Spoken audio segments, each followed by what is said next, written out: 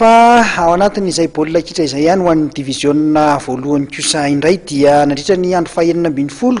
dia efa voaositra ho tompon-daka ny ligina Lamanga ny ekipan'ny Elgeco Plus ka amin'ity hariva ity dia hitondra fanazavana mahakasika indrindra izay Andriamatoa Alfred Andriamanampisoa izay filohan'ny cluban'ny Elgeco Plus na nipiteny ihany koa izy ny amin'ny fandrafetana ny ekipa pirenena malagasy. Elgeco Plus moa izay foana le tanjony hoe rehefa manao zavatra dia mila manao zavatra tsara. Rehefa nanomboka ny 2016 dia nitanjona mihitsy hoe Elgeco Plus 2016. Nanomboka ny 2017 mbola napetraka izay tanjona izay hoe Elgeco Plus ho an'ny taona 2017 2017 eto Analamanga. Donc zay zany no tena nitazomin'ny Elgeco Plus ary ny Elgeco Plus dia miezaka foana mamoaka ny zavatra tsara ary mampianatra ho an'ny ankizy ny fahaizana milalao baolina.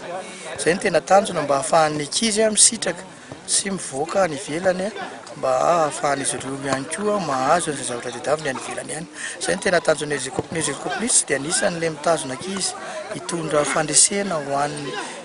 fiainany, izany hoe hitondra fivoarana ho an'ny fiainany. Fa rehefa fantatry ny ao anatin'ny Elgeco Plus fa tokony ahazo an'izay ilay ankizy dia omena azy izay sitraka izay.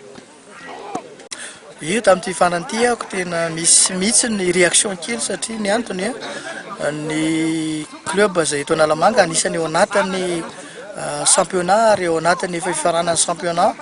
nefa ny mahagaga anay tena ao anatin'ilay izy dia hoe tsy misy mihitsy na dia iray ara ankizy ao anatin'ny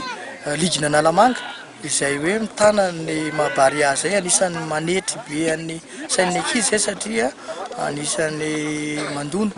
ho an'ny baolina kitra malagasy raha Analamanga izay anisany ipetrahan'ny fahaizan'ny ankizy milalao baolina no anisany tsy misy mihitsy ao anatin'ny ekipa pirenena malagasy. Anisany mba tokony ho jeren'ny teknisiana, anisany jeren'ny mpitatana ao anatin'ny fédération zay zavatra zay satria anisany manimba be dia be mihitsy ny toe-tsaina ankizy eto Analamanga. Ary angambany raha tsy teny aho hoe raha fijeren'ireo ankizy ireo mitovitovy ny fahaizana milalao baolina kitra eto Madagasikara, mitovy ny lalao nefa ny mahagaga mihitsy dia hoe tsy misy ankizy mivoaka avy eto Analamanga ka mba mangataka ny fédération, mangataka ny mpitatana ao anatin'izay zavatra izay mba hijery an'ireo ankizy ireo satria lasa manimba ny toe-tsain'ilay ankizy ilay izy. Ary mino aho fa angambany tokony ho henon-jareo mihitsy